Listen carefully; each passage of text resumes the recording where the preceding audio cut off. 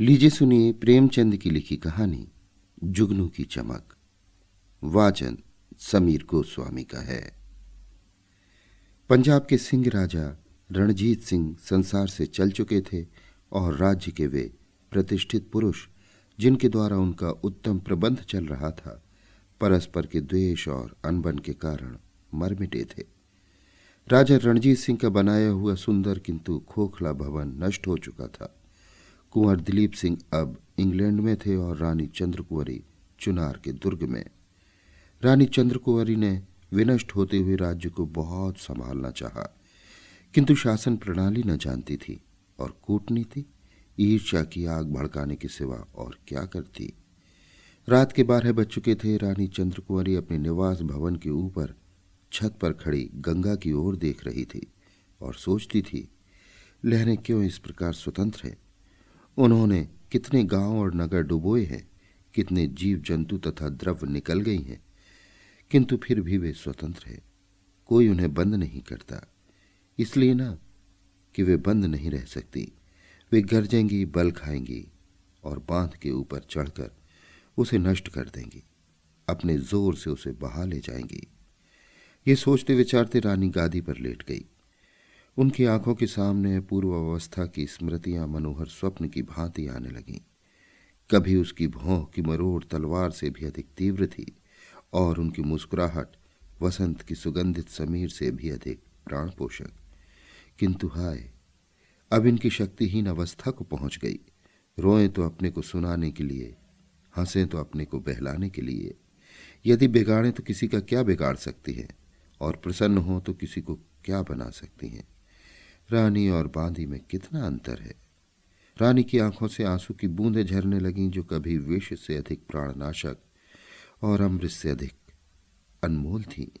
वो इसी भांति अकेली निराश कितनी बार रोई, जबकि आकाश के तारों के सिवा और कोई देखने वाला न था।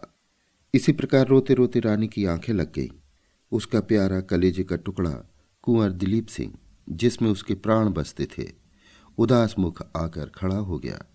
जैसे गाय दिन भर जंगलों में रहने के पश्चात संध्या को घर आती है और अपने बछड़े को देखते ही प्रेम और उमंग से मतवाली होकर स्तनों में दूध भरे पूंछ उठाए दौड़ती है, उसी भांति चंद्रकुंवरी अपने दोनों हाथ फैलाए अपने प्यारे कुंवर को छाती से लिपटाने के लिए दौड़ी। परंतु आंखें खुल गईं और जीवन की आशाओं की भांति वो स्वप्न विनष्ट हो गया। रानी ने गंगा की ओर देखकर कहा, मुझे भी अपने साथ लेती चलो। इसके बाद रानी तुरंत छत से उतरी। कमरे में एक लालटेन जल रही थी। उसके उजाले में उसने एक मैली साड़ी पहनी, गहने उतार दिए, रत्नों के एक छोटे से बक्स को, एक तीव्र कटार को कमर में रखा। जिस समय वो बाहर निकली, नैराशपूर्ण साहस की मूर्ति थी। संतरी ने पुकारा, कौन? रानी ने उत्तर दिया, मैं हूं झंगी। कहाँ जाती है? गंगा जल लाऊंगी, सुराही टूट गई है, रानी पानी मांग रही हैं। संतरी कुछ समीप आकर बोला, चल मैं भी तेरे साथ चलता हूं, जरा रुक जा। झंगी बोली, मेरे साथ मत आओ, रानी कोठे पर है, देख लेंगी। संतरी को धोखा देकर चंद्रकुंवरी गुप्त द्वार से होती हुई अंधेरे में कांटों से उलझती चट्टानों से टकराती गंगा के किनारे पहुंची। रानी नदी किनारे किनारे चली जाती थी और मुड़ मुड़ कर पीछे देखती थी। एकाएक एक डोंगी खूंटे से बंधी हुई देख पड़ी।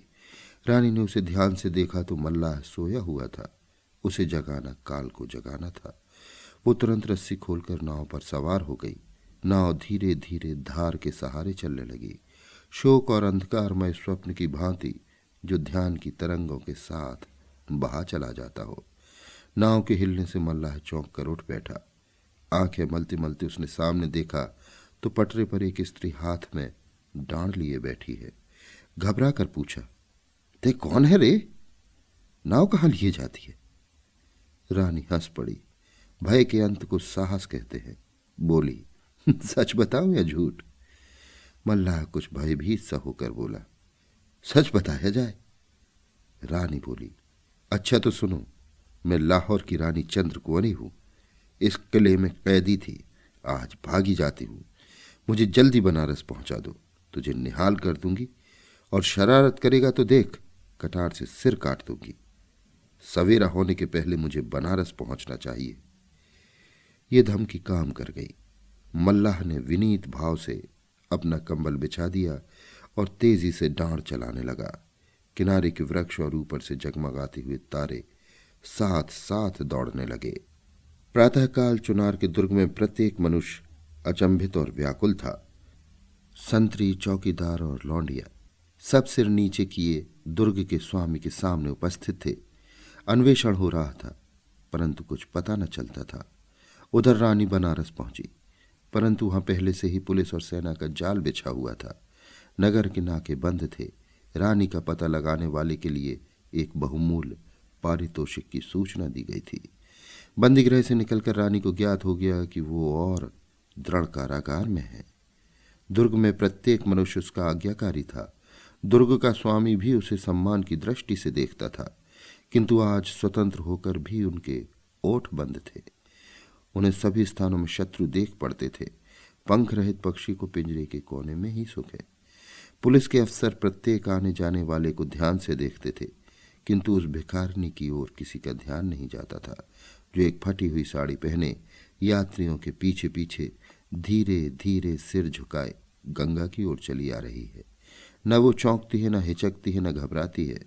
इस भिखारिनी की नसों में रानी का रक्त है। यहां से भिखारिनी ने अयोध्या की राह ली।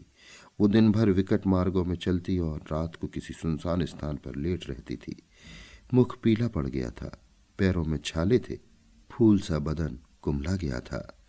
वो प्रायः गांव में लाहौर की रानी के चर्चे सुनती।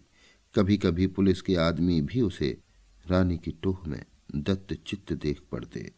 उन्हें देखते ही भिखारिनी के हृदय में सोई हुई रानी जाग उठती। वो आंखें उठाकर उन्हें घृणा की दृष्टि से देखती और शोक तथा क्रोध से उनकी आंखें जलने लगती। एक दिन अयोध्या के समीप पहुंचकर रानी एक वृक्ष के नीचे बैठी हुई थी। उन्होंने कमर से कटार निकालकर सामने रख दी थी। वो सोच रही थी कि कहाँ जाऊं, मेरी यात्रा का अंत कहाँ है। क्या इस संसार में अब मेरे लिए कहीं ठिकाना नहीं है। यहां से थोड़ी दूर पर आमों का एक बहुत बड़ा बाग था। उसमें बड़े बड़े डेरे और तंबू गड़े हुए थे। कई संतरी चमकीली वर्दियां पहने टहल रहे थे, कई घोड़े बांधे हुए थे। रानी ने इस राजसी ठाट बाट को शोक की दृष्टि से देखा। एक बार वो भी कश्मीर गई थी। उसका पड़ाव इससे कहीं बढ़ गया था। बैठे बैठे संध्या हो गई। रानी ने वहीं रात काटना निश्चय किया। इतने में एक बूढ़ा मनुष्य टहलता हुआ आया और उसके समीप खड़ा हो गया। ऐंठी हुई दाढ़ी थी, शरीर में सटी हुई चपकन थी, कमर में तलवार लटक रही थी।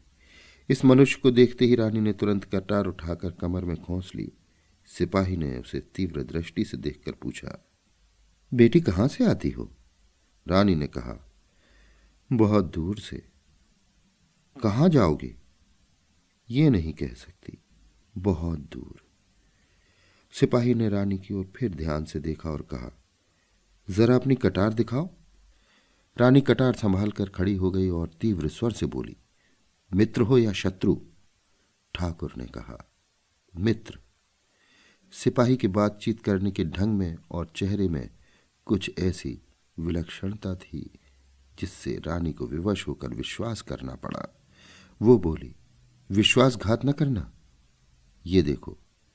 ठाकुर ने कटार हाथ में ली, उसको उलट पलट कर देखा और बड़े नम्र भाव से उसे आंखों से लगाया। तब रानी के आगे विनीत भाव से सिर झुकाकर वो बोला, महारानी चंद्रकुंवरी। रानी ने करुण स्वर से कहा, नहीं, अनाथ भिखारिनी। तुम कौन हो। सिपाही ने उत्तर दिया, आपका एक सेवक। रानी ने उसकी ओर निराश दृष्टि से देखा और कहा, दुर्भाग्य के सिवाय इस संसार में मेरा कोई नहीं। सिपाही ने कहा, महारानी जी ऐसा न कहिए। पंजाब के सिंह की महारानी के वचन पर अब भी सैकड़ों सिर झुक सकते हैं। देश में ऐसे लोग विद्यमान हैं जिन्होंने आपका नमक खाया है और भूले नहीं हैं। रानी, अब उसकी इच्छा नहीं, केवल एक शांत स्थान चाहती हूं जहां पर एक कुटी के सिवा कुछ न हो।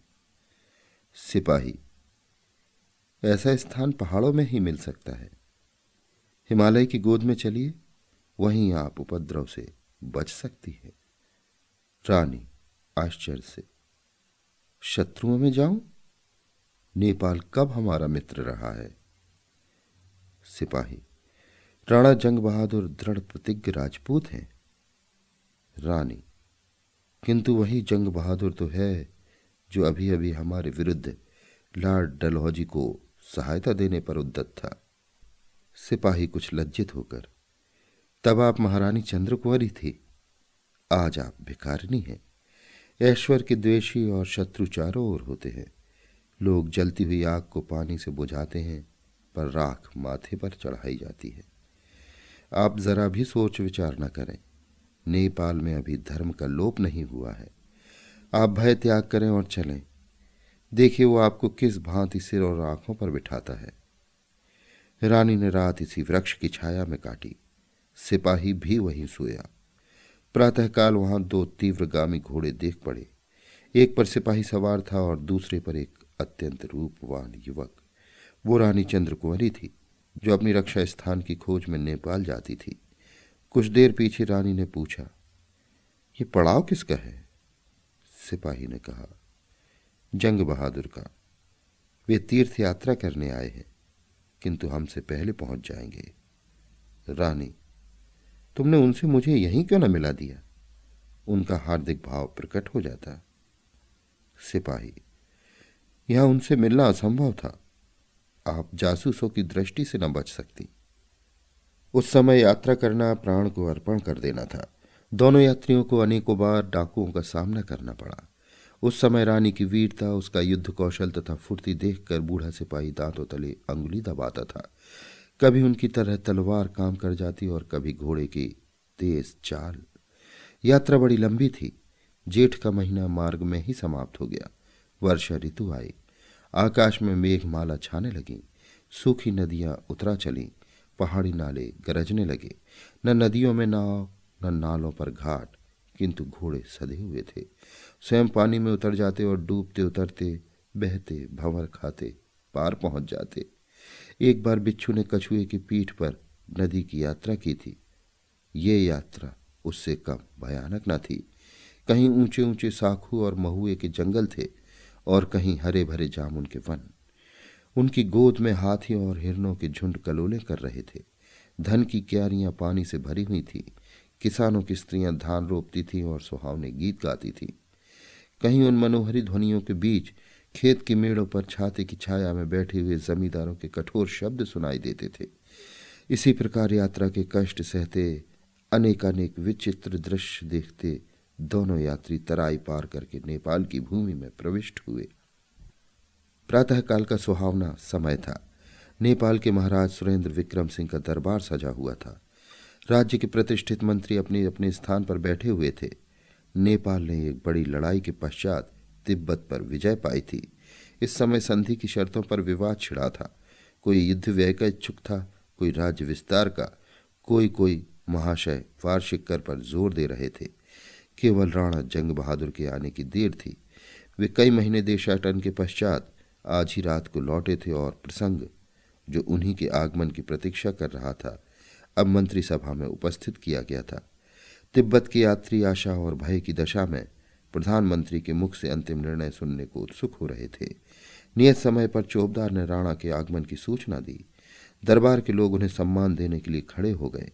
महाराज ने कहा, राणा जी, आप संधि के लिए कौन प्रस्ताव करना चाहते थे? राणा ने नम्र भाव से कहा, मेरी अल्पबुद्धि में तो इस समय कठोरता का व्यवहार करना अनुचित है। शोकाकुल शत्रु के साथ दयालुता का आचरण करना सर्वदा हमारा उद्देश्य रहा है। क्या इस अवसर पर स्वार्थ के मोह में हम अपने बहुमूल्य उद्देश्य को भूल जाएंगे? हम ऐसी संधि चाहते हैं जो हमारे हृदय को एक कर दे। यदि तिब्बत का दरबार हमें व्यापारिक सुविधाएं प्रदान करने को कटिबद्ध हो, तो हम संधि करने के लिए सर्वथा उद्यत हैं। मंत्रिमंडल में विवाद आरंभ हुआ। सबकी सम्मति इस दयालुता के अनुसार न थी, किंतु महाराज ने राणा का समर्थन किया। यद्यपि अधिकांश सदस्यों को शत्रु के साथ ऐसी नरमी पसंद न थी, तथापि महाराज के विपक्ष में बोलने का किसी को साहस न हुआ। यात्रियों के चले जाने के पश्चात राणा जंग बहादुर ने खड़े होकर कहा, सभा के उपस्थित सज्जनों, आज नेपाल के इतिहास में एक नई घटना होने वाली है, जिसे मैं आपकी जातीय नीतिमत्ता की परीक्षा समझता हूं। इसमें सफल होना आपके ही कर्तव्य पर निर्भर है। आज राज्यसभा में आते समय मुझे आवेदन मिला है, जिसे मैं आप सज्जनों की सेवा में उपस्थित करता हूं। निवेदक ने तुलसीदास की ये चौपाई लिख दी है। आपदकाल परखिए चारी, धीरज धर्म मित्र अरुनारी। महाराज ने पूछा, ये पत्र किसने भेजा है? एक भिखारिन ने। भिखारिन कौन है? महारानी चंद्र कुंवरी। कड़बड़ खत्री ने आश्चर्य से पूछा, जो हमारी मित्र अंग्रेजी सरकार के विरुद्ध होकर भाग आई है? राणा जंग बहादुर ने लज्जित होकर कहा, जी हां, यद्यपि हम इसी विचार को दूसरे शब्दों में प्रकट कर सकते हैं। कड़बड़ खत्री, अंग्रेजों से हमारी मित्रता है और मित्र के शत्रु की सहायता करना मित्रता की नीति के विरुद्ध है। जनरल शमशेर बहादुर, ऐसी दशा में इस बात का भय है कि अंग्रेजी सरकार से हमारे संबंध टूट ना जाए। राजकुमार रणवीर सिंह, हम ये मानते हैं कि अतिथि सत्कार हमारा धर्म है, किंतु उसी समय तक जब तक कि हमारे मित्रों को हमारी ओर से शंका करने का अवसर न मिले। इस प्रसंग पर यहां मतभेद तथा वाद विवाद हुआ कि एक शोर समझ गया और कई प्रधान ये कहते हुए सुनाई दिए कि महारानी का इस समय आना देश के लिए कदापि मंगलकारी नहीं हो सकता। तब राणा जंग बहादुर उठे। उनका मुख लाल हो गया था। उनका सद्विचार क्रोध पर अधिकार जमाने के लिए व्यर्थ प्रयत्न कर रहा था।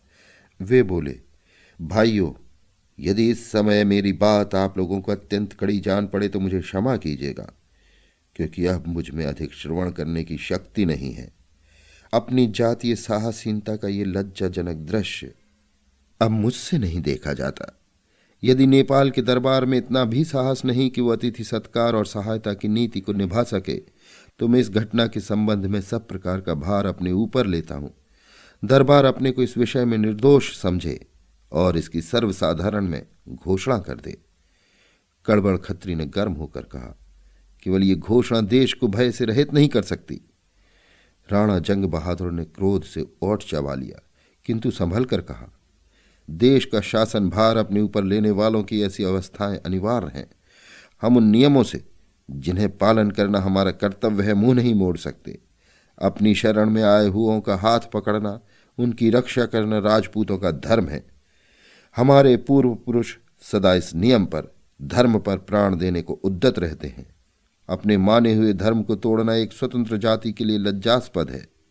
अंग्रेज हमारे मित्र हैं और अत्यंत हर्ष का विषय है कि बुद्धिशाली मित्र हैं। महारानी चंद्र कुंवरी को अपनी दृष्टि में रखने से उनका उद्देश्य केवल यही था कि उपद्रवी लोगों के ग्रोह का कोई केंद्र शेष न रहे। यदि उनका ये उद्देश्य भंग न हो तो हमारी ओर से शंका न होने का उन्हें कोई अवसर है और न हमें उनसे लज्जित होने की कोई आवश्यकता। कड़बड़ खत्री, महारानी चंद्र कुंवरी यहां किस प्रयोजन से आई हैं? राणा जंग बहादुर, केवल एक शांति प्रिय सुख स्थान की खोज में, जहां उन्हें अपनी दुरवस्था की चिंता से मुक्त होने का अवसर मिले। वो ऐश्वर्यशाली रानी जो रंग महलों में सुख विलास करती थी, जिसे फूलों की सेज पर भी चैन न मिलता था, आज सैकड़ों कोस से अनेक प्रकार के कष्ट सहन करती, नदी नाले पहाड़ जंगल छानती, यहाँ केवल एक रक्षित स्थान की खोज में आई है। उमड़ी हुई नदियों और उबलते हुए नाले, बरसात के दिन, इन दुखों को आप लोग जानते हैं, और ये सब उसी रक्षित स्थान के लिए, उसी एक भूमि की एक टुकड़े की आशा में। किंतु हम ऐसे स्थानहीन हैं कि उनकी अभिलाषा भी पूरी नहीं कर सकते। उचित तो ये था कि उतनी सी भूमि के बदले हम अपना हृदय फैला देते। सोचिए, कितने अभिमान की बात है कि एक आपदा में फंसी हुई रानी अपने दुख के दिनों में जिस देश को याद करती है, ये वही पवित्र देश है। महारानी चंद्र कुंवरी को हमारे अभयप्रद स्थान पर हमारी शरणागतों की रक्षा का पूरा भरोसा था और वही विश्वास उन्हें यहां तक लाया है। इसी आशा पर कि पशुपतिनाथ की शरण में मुझे शांति मिलेगी, वो यहां तक आई हैं। आपको अधिकार है चाहे उनकी आशा पूर्ण करें या धूल में मिला दें, चाहे रक्षणता के शरणागतों के साथ सदाचरण के नियमों को निभाकर इतिहास के पृष्ठों पर अपना नाम छोड़ जाए, या जातीयता तथा सदाचार संबंधी नियमों को मिटाकर स्वयं अपने को पतित समझे। मुझे विश्वास नहीं है कि यहाँ एक भी मनुष्य ऐसा निरभिमान है कि जो इस अवसर पर शरणागत पालन धर्म को विस्मृत करके अपना सिर ऊंचा कर सके। अब मैं अपने अंतिम निपटारे की प्रतीक्षा करता हूं। कहिए, आप अपनी जाति और देश का नाम उज्जवल करेंगे या सर्वदा के लिए अपने माथे पर अपयश का टीका लगाएंगे? राजकुमार ने उमंग से कहा, हम महारानी के चरणों तले आंखें बिछाएंगे। कप्तान विक्रम सिंह बोले, हम राजपूत हैं और अपने धर्म का निर्वाह करेंगे। जनरल वनवीर सिंह, हम उनको ऐसी धूम से लाएंगे कि संसार चकित हो जाएगा। कड़बड़ खत्री एक प्रभावशाली पुरुष थे और मंत्रिमंडल में वे राणा जंग बहादुर के विरुद्ध मंडली के प्रधान थे। वे लज्जा भरे शब्दों में बोले, यद्यपि मैं महारानी के आगमन को भय रहित नहीं समझता, किंतु इस अवसर पर हमारा धर्म यही है कि महारानी को आश्रय दें। धर्म से मुंह मोड़ना किसी जाति के लिए मान का कारण नहीं हो सकता। कई ध्वनि ने उमंग भरे शब्दों में इस उमंग का समर्थन किया। महाराज सुरेंद्र विक्रम सिंह, इस निपटारे पर बधाई देता हूं। तुमने जाति का नाम लिया। पशुपतिनाथ इस उत्तम कार्य में तुम्हारी सहायता करें। सभा विसर्जित हुई। दुर्ग से तोपें छूटने लगी। नगर भर में खबर गूंज उठी कि पंजाब की महारानी चंद्रकुंवरी का शुभागमन हुआ है। जनरल रणवीर सिंह और जनरल समधीर सिंह बहादुर 50,000 सेना के साथ महारानी की आगवानी के लिए चले। अतिथि भवन की सजावट होने लगी। बाजार अनेक भांति की उत्तम सामग्रियों से सज गए। ऐश्वर्य की प्रतिष्ठा व सम्मान सब कहीं होता है, किंतु किसी ने भिखारिनी का ऐसा सम्मान देखा है? सेनाएं बैंड बजाती और पताका फहराती हुई एक उमड़ी नदी की भांति जाती थीं। सारे नगर में आनंद ही आनंद था। दोनों ओर सुंदर वस्त्राभूषणों से सजे दर्शकों का समूह खड़ा था। सेना के कमांडर आगे आगे घोड़ों पर सवार थे। सबसे आगे राणा जंग बहादुर जातीय अभिमान के मद में लीन अपने सुवर्ण रचित हौदे में बैठे हुए थे। ये उदारता का एक पवित्र दृश्य था। धर्मशाला के द्वार पर ये जुलूस रुका। राणा हाथी से उतरे। महारानी चंद्रकुंवरी कोठरी से बाहर निकल आई। राणा ने झुककर वंदना की। रानी उनकी ओर आश्चर्य से देखने लगी। ये वही इनका मित्र बूढ़ा सिपाही था। आंखें भर आई, मुस्कुराई। खिले हुए फूल पर से ओस की बूंदें टपकी। रानी बोली, मेरे बूढ़े ठाकुर, मेरी नाव पार लगाने वाले, किस भांति तुम्हारा गुण गाऊं?